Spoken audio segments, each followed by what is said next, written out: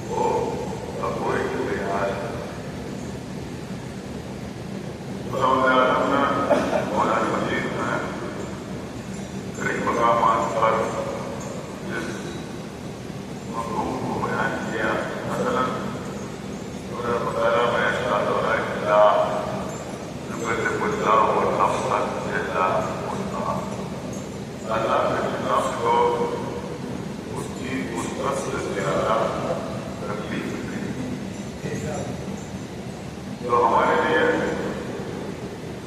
اس تقوی کا تصور کی محال ہے جو سلمان محمد کے حصے میں آئی، لیکن اللہ نے ہمیں بھی تقوی اختیار کرنے کا ہے۔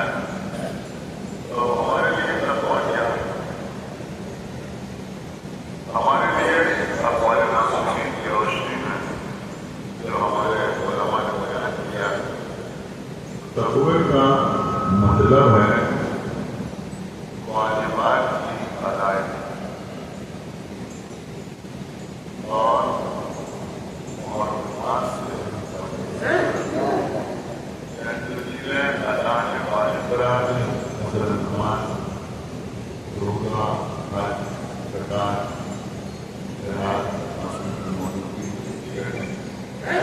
جن چیزوں کو اللہ نے واضح کرا دیا ان کی ادائیگی کا نام تقویٰ ہے، اور اللہ نے جن چیزوں کو حرام کرا دیا ان کو انجام نہ دینے کا نام تقویٰ، ان سے بچنے کا نام تقویٰ، ان سے پرہیز کرنے کا نام تقویٰ۔ شراب حرام ہے، جوا حرام ہے، زنا حرام ہے، فتنہ پیدا کرنا صلوات حرام ہے۔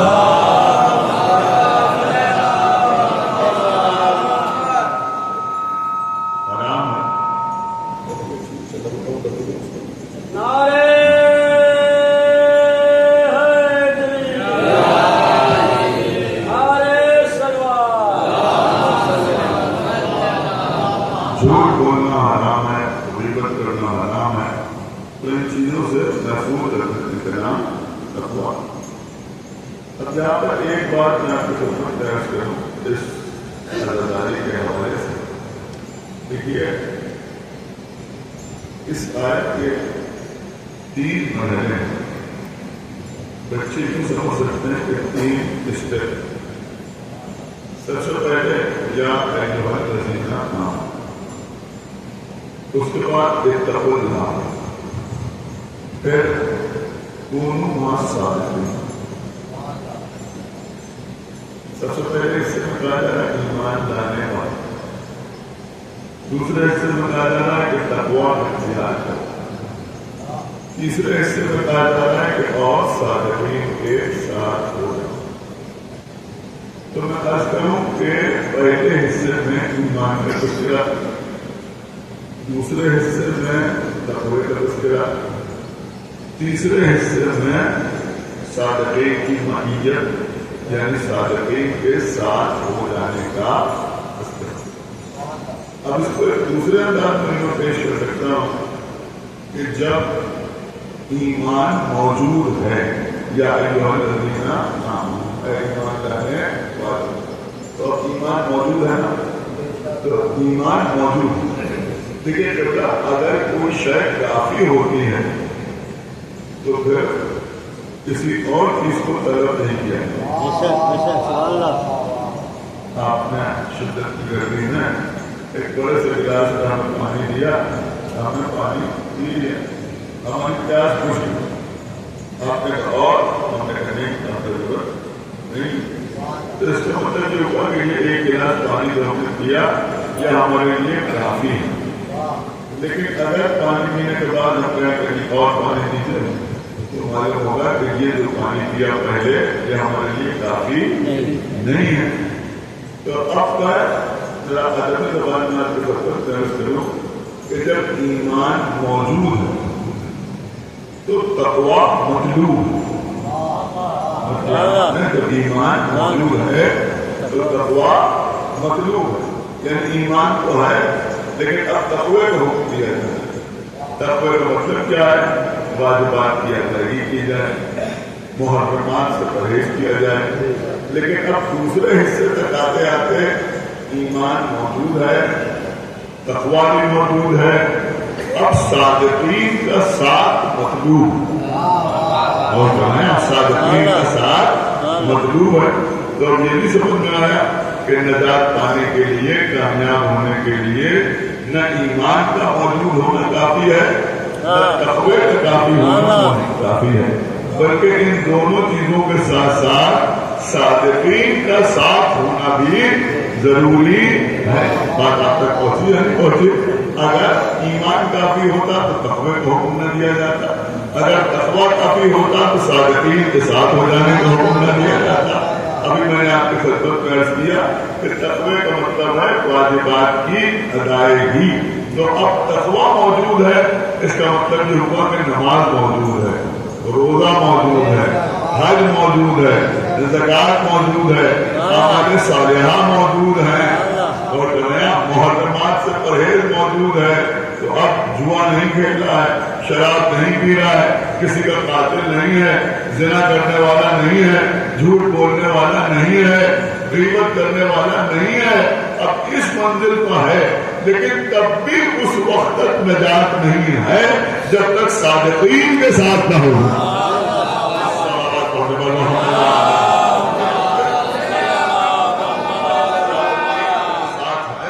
وہ مطلوب ہے.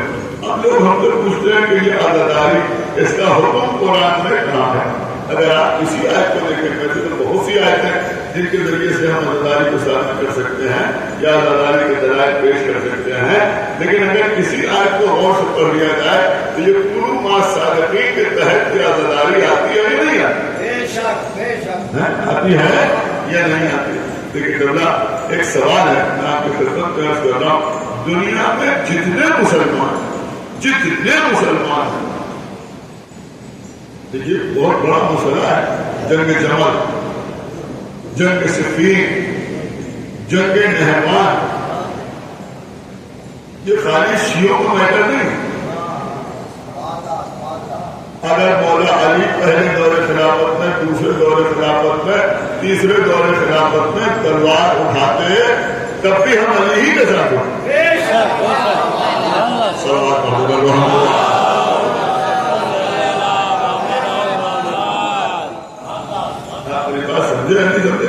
لیکن جب مولا علی کا چوتھا دور خلافت ہے تو اب مسئلہ یہ ہے کہ ہم بھی مولا کائنات کو ولی بھی سے مان رہے ہیں، خلیفہ بلا فصل مان رہے ہیں، لیکن اب وہ منزل آ گئی کہ ہم مان رہے ہیں اور وہ بھی مان رہے ہیں. یعنی اپنے اعتبار سے آپ سمجھ رہے ہیں، چوتھے نمبر پر صحیح کچھ بھی ہو، لیکن علی کا آپ کو بیعت کی ہے یا نہیں کی ہے؟ تو ان کے اعتبار سے بھی علی خلیفہ رسول ہیں، ان کے اعتبار سے بھی مولا کائنات حاکم وقت ہیں، ان کے اعتبار سے بھی اب علی امام ہیں، جیسے بھی مانے، لیکن اب تو مان رہے ہیں نا. تو اب مسئلہ یہ ہے کہ اگر پہلے دور خلافت میں علی تلوار اٹھاتے اور کوئی علی کے مقابلے پہ آتا تو ہم لعنت کرتے، وہ کہتے ہم لعنت نہیں کریں گے اس لیے کہ ہم تو اجماع سے مان رہے ہیں. دوسرے دور میں یہ کہہ سکتے تھے، تیسرے دور میں یہ کہہ سکتے تھے، لیکن اب جب علی ہی کا دور ہے تو اب اگر کوئی علی کے مقابلے پہ آئے تو اس پر ہم بھی لعنت کریں، تم بھی لعنت.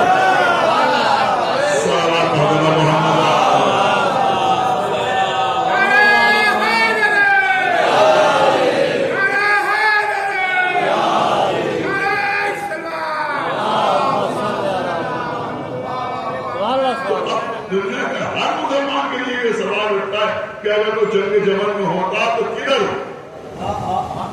لیکن یہ ہے صادقین کا ساتھ. وہ جنگ صفین میں ہوتا تو کدھر ہو؟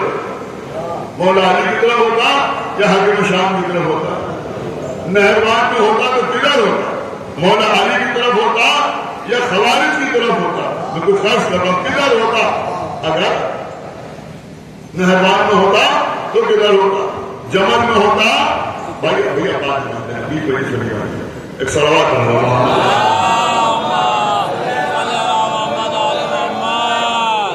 اس کا آداب سیکھنے کی ضرورت. ایک صلوات پڑھ رہا ہوں.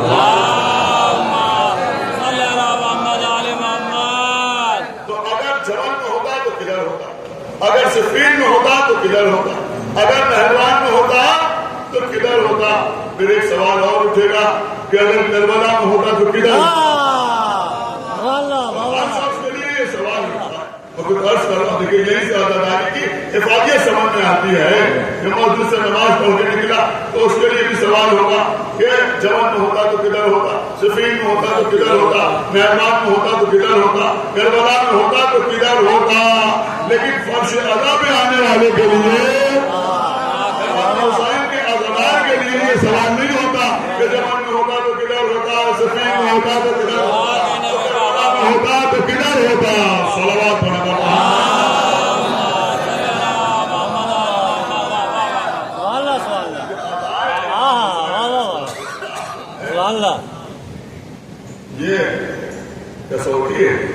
شک یہ معیار ہے اور اس سے معلوم ہوتا ہے کہ ہم کدھر ہم کاظمین کے ساتھ ہیں یا صادقین. ہاں سبحان اللہ.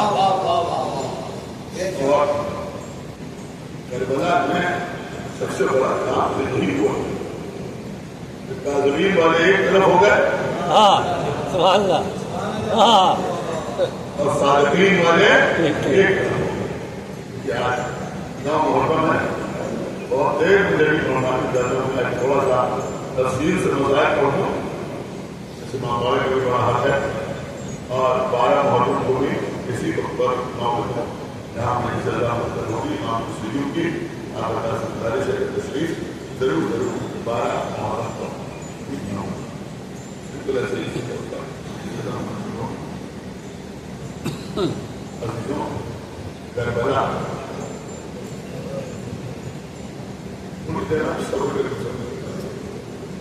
ابھی جو رات آئے گی اس کو شب عاشور کہا یہ ہے فیصلے کا. میں سمجھتا ہوں کہ شب عاشور امام حسین کی کامیابی کا اعلان ہو گیا. ایسی ہو گیا میں آپ کو خبر میں کہ شب عاشور ایک طرف 72 تعداد بتائی گئی 120 125 لیکن مشہور تاریخ مشہور تعداد مشترک تعداد جو ہے وہ 72 اس کے ساتھ امام حسین. دوسری طرف آنکھوں کا رشتہ خدا کی فراوانی بھی ہے پانی کی روانی بھی ہے انعام اور اکرام کا وعدہ بھی ہے. بڑی تعداد ہے حکومت کی سپورٹ ہے ادھر 72 بھوک بھی ہے پیاس بھی ہے اثاثہ بھی اتنا نہیں ہے تعداد بھی اتنی قلیل ہے. پھر اسی رات میں 2 تقریریں ہوں. ایک تقریر کے صاحب اپنے دشت کے سامنے کر رہا ہے اور ایک تقریر آقا حسین اپنے مختصر سے دشت کے سامنے کبھی اس انداز سے بھی سنا نہیں روز ضرور ایک بات کر اور چیزیں ادھر دوسرے ساتھ اپنے دادوں کے لشکر سے کیا کہتے ہیں جو کل حسین کی طرف تیر چلائے گا اسے انعام ملے جو ان سے جنگ کرے گا اسے عہدہ ملے اسے یزید کی قربت ملے اسے ملک ملے اسے وزارت ملے اسے جائیداد ملے جاگیر ملے پیسے ملے. یہ ساری باتیں ادھر ہوتی ہیں. ادھر کیا کہا جا رہا ہے ادھر یہ کہا جا رہا ہے کہ میں تمہاری گردنوں کو سے اپنی بھائی ڈبائے جس کو جانا ہے وہ چلا وہ نہیں چاہتا.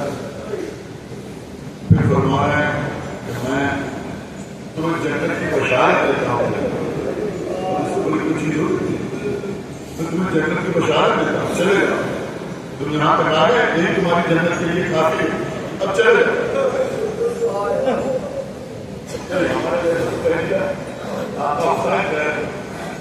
ہمارے جیسا کہے کہ وہ اسی کی جنت کے ٹھکانے نہیں لیکن اگر آپ کا حسین کہہ رہے ہیں کہ چلے جاؤ جنت یقینی ہے اس کے لیے لیکن پوری طرح. پھر آپ کا حسین کہہ رہے ہیں کہ میں شراب بجھا دیتا ہوں. اگر شرم آ رہی ہے غیرت آ رہی ہے سامنے سے جانے تو وہ شراب بجھا دیتا ہوں. چلے اب بھی کوئی جانے کے لیے تیار نہیں. شراب دوبارہ جلائے جو جہاں بیٹھا تھا وہیں کو بیٹھا. اب آپ کا حسین ہے شہداء کی فہرست بنانا شروع. کل کون کون قتل کیا ہے آپ ذرا غور کریں. بالکل فرق تقریریں ہیں نہیں کہا جا رہا عہدہ ملے گا، منصب ملے گا، جاگیر ملے گی، اب امام حسین شہداء کی فہرست سنا رہے ہیں۔ اصل خدا کے آقا حسین کے ایک ایک لفظ میں حکمت کیا ضرورت ہے شہداء کی فہرست سنانے نہیں، امام حسین ظاہر کرنا چاہتے ہیں کہ دیکھو میرے اصحاب کس منزل پر ہیں۔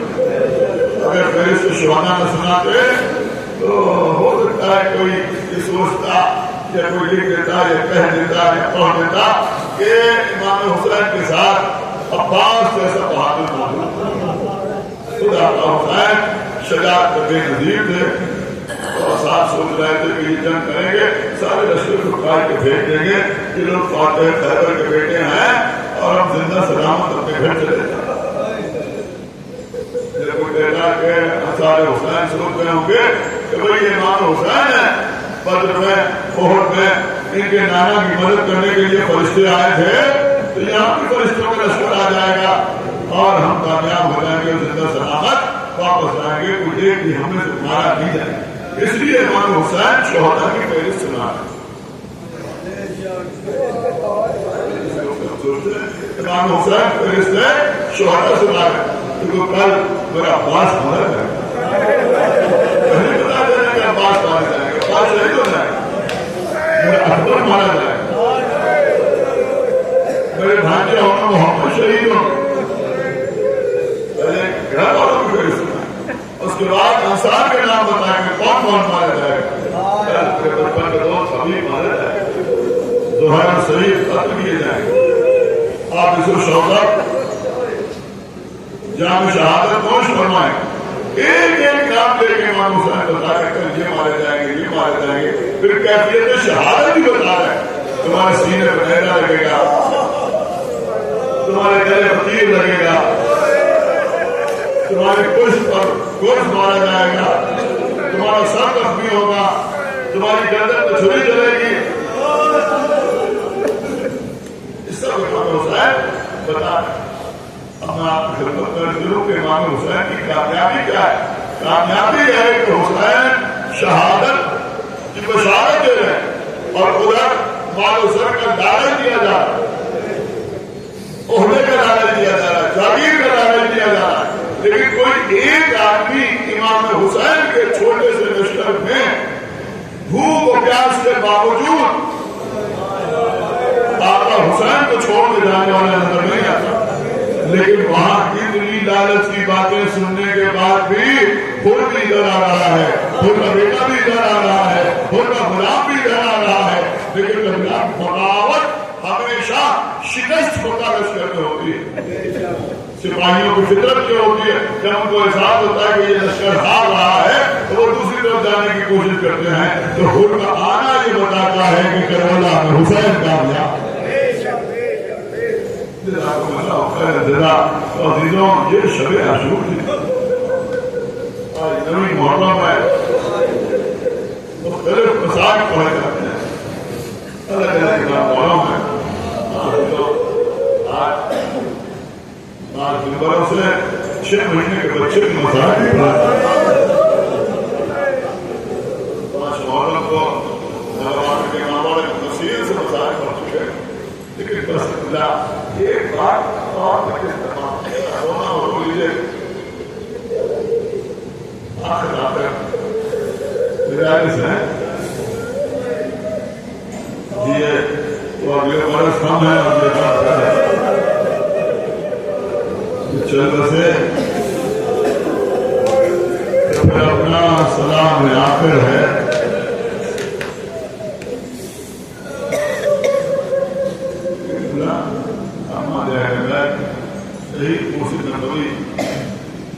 ایک مسائل پہ ٹکڑا ہو گیا، بہت پسند ہے، میں دہرانا چاہتا ہوں۔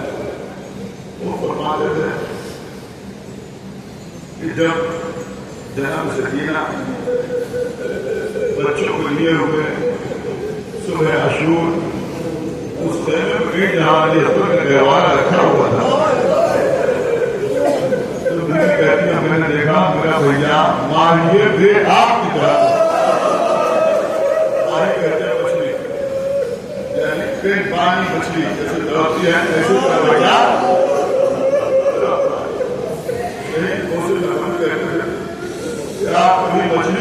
پانی سے باہر نکالیں مرنے سے پہلے اس پر 3 حالتیں گزر جائیں. جب مچھلی کو پانی سے نکال کے باہر ڈالیے تو تڑپتی اور شدت سے تڑپتی، بہت شدت سے تڑپتی. اس کو کہتے ہیں ماہی بیاب میں تڑپنا. تڑپتی ہے بہت شدت کے ساتھ، لیکن تڑپتے تڑپتے پانی سے باہر آ گئی نا تو دھیرے دھیرے قوت گھٹنے. سارے مناظر آپ نے دیکھے ضرور ہو سکتا ہے غور نہ کیا ہو. اب کیا ہوتا ہے جب اس کی قوت گھٹ جاتی ہے، طاقت کم ہو جاتی ہے، تو اب اس میں تڑپنے کی سکتی رہ جاتی ہے. تو اب وہ اپنا سر ہلاتی ہے، کبھی ادھر کبھی ادھر اپنا سر ہلاتی ہے. اس قوت اور کم ہو جاتی ہے. جب قوت اور کم ہو جاتی ہے تو نہ تڑپ سکتی ہے نہ سر ہلاتی سکتی ہے. لیکن اس کی زندگی کا سکون کیسے ملتا ہے کہ تھوڑی تھوڑی دیر بعد منہ کھولتی ہے. کہتے تھے 6 مہینے کے بچے کو کربلا میں 3 حالت ہے. صبح عاشور ایسے تڑپ رہے تھے جیسے ماہی بیار. دھیرے دھیرے طاقت کم ہوتی گئی. ایسا ہے آپ دور کے وقت تک کہ اب علی اصغر تڑپ نہیں گئے، بس اپنی گردن ہلاتے ہیں، کبھی ادھر کبھی ادھر کبھی ادھر کبھی ادھر. بیویاں بے چین ہو کے روتی ہیں. لیکن جس وقت امام حسین نے آواز استغاثہ بلند کیا تھا اس وقت تک علی اصغر کا عالم یہ ہو گیا تھا کہ نہ تڑپ رہے تھے نہ سر ہلا رہے تھے، بالکل خاموش. ایک مرتبہ عمر رباب نے کہا میرا بچہ مر گیا.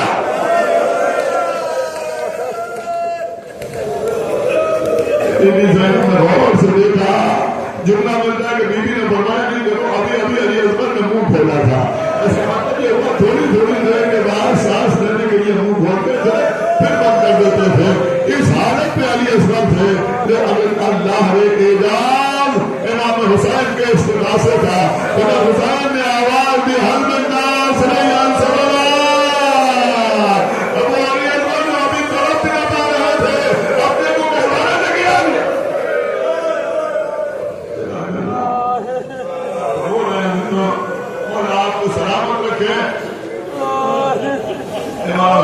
بچے کو آغوش لیے ہوئے میدان کربلا میں آئے. قوم جفاکار بعض روایتوں میں ملتا ہے فرمایا اے آل ابو سفیان اس بچے کی خطا بتا دو، اس سے کیا کیا؟ اس کی ماں کا دودھ خوش ہو گیا، اسے تو تھوڑا سا پانی پلا دو. کوئی جواب نہ آیا.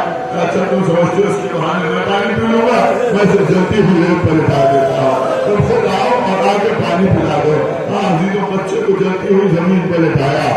بچہ لیٹنے کے ساتھی کربٹے بدلنے لگا. حسین نے آغوش میں اٹھایا اے میرے لال تم بھی تو حجت خدا کا فرزند ہو، انہیں بتا دو میں پیاسا ہوں. اپنے خوش گھوٹوں میں پھیرنا شروع کی. پورا دشمن کی منہ پھیر پھیر کے رونے لگے. تو صحیح موقع تھا جب پورا جانت میرے پسر صاحب نے معلوم نے پکار کے کہا آئینہ آئینہ ہو بنا افتح کلام الحسین. ہر بنا نے 3 بار کا 3 چلنے کے بعد میں جوڑا. 6 مہینے کے بچے کے گلے کو نشانہ بنا کے چلایا.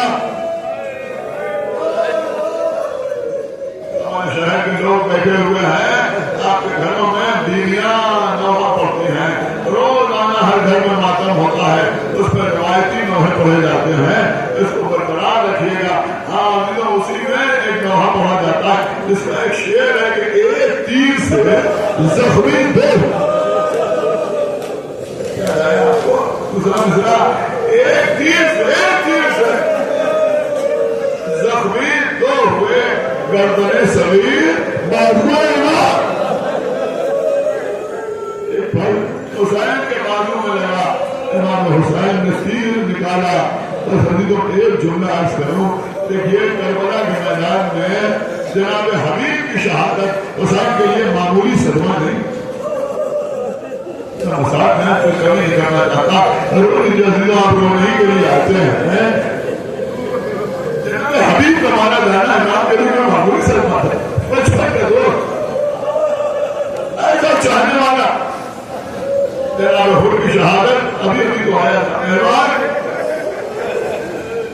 یہ کوئی معمولی بات نہیں. سعید تو ہے جناب جان جن کے لیے فرمایا آپ تو ہمارے چچا ابو کی نشانی ہے. اتنا شاعر پھر بنی ہاشم جناب عمر جناب محمد جناب قاسم جہاں پہنچ کے گئے میرے لال کو پکارتے رہے. مجھے آنے میں بڑی دیر ہو. جناب عباس دارو کر کے فرمایا الان ان کسرہ زہری میرے بھیا تمہارے مرنے سے میری خبر ٹوٹ گئی. پھر قیامت 18 برس کی علی اکبر سینے سے بچے نکالے. کیا حال ہوا؟ آنکھوں کی روشنی جاتی اور تمہارے باپ زندگانی دنیا کا خاک ہے. علی اکبر کی شہادت ہمیں کیسے سناؤں آپ کو. علی اکبر کی شہادت عجیب شہادت. اس سے بڑا صدمہ امام کے لیے کیا ہو سکتا ہے. اس لیے کہ جب حسین اور محمد کے سراہنے گئے تو بچے زخمی ہو چکے. جب جناب قاسم کو پکارنے پر گئے تو قاسم کا لاشا ٹکڑوں میں بچ چکا. جب حسین عباس کے جنازے پر گئے تو بازو ختم ہو چکے تھے. علی اکبر کے پاس پہنچے سینے میں برچھی لگ چکی تھی. قریب سے حسین نے کس کے زخم لگتے دیکھا. علی اکبر کے علاوہ بچہ باپ کے ہاتھوں میں شہید ہو گیا.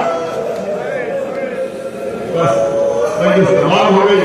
امام حسین نے علی اکبر کے لاشوں کو سنبھالا اور اس کے بعد آگے بڑھے. انا للہ و انا الیہ راجعون. پیچھے ہٹے تسلیم ایک مرتبہ خیمے کے در پر پہنچے. جانے کے بعد خبر شہادت سنائی. پھر بچے کو لے کے پشت خیمہ پہ آئے. ذوالفقار نکالی ایک ننھی سی قبر کھودی. علی اکبر کو قبر میں لٹایا اور اس کے بعد ایک جملہ کہا میرے لال قبر میں تو تم اور حسین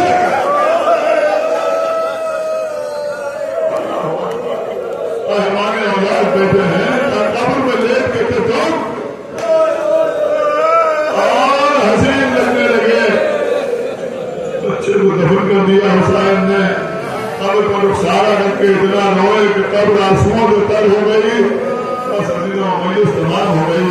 لیکن میں سمجھتا ہوں کہ دنیا میں جہاں جہاں شہزادے علی اصغر کے مسائل پڑھے جاتے ہیں تو سارے مسائل اپنی جگہ پہ ہیں.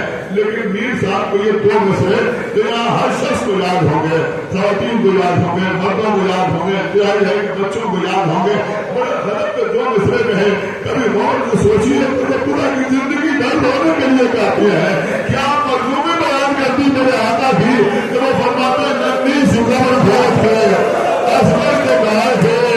ننھی سی قبر کھود کے اصغر کو گائے گے. شبیر ان کھڑے ہوئے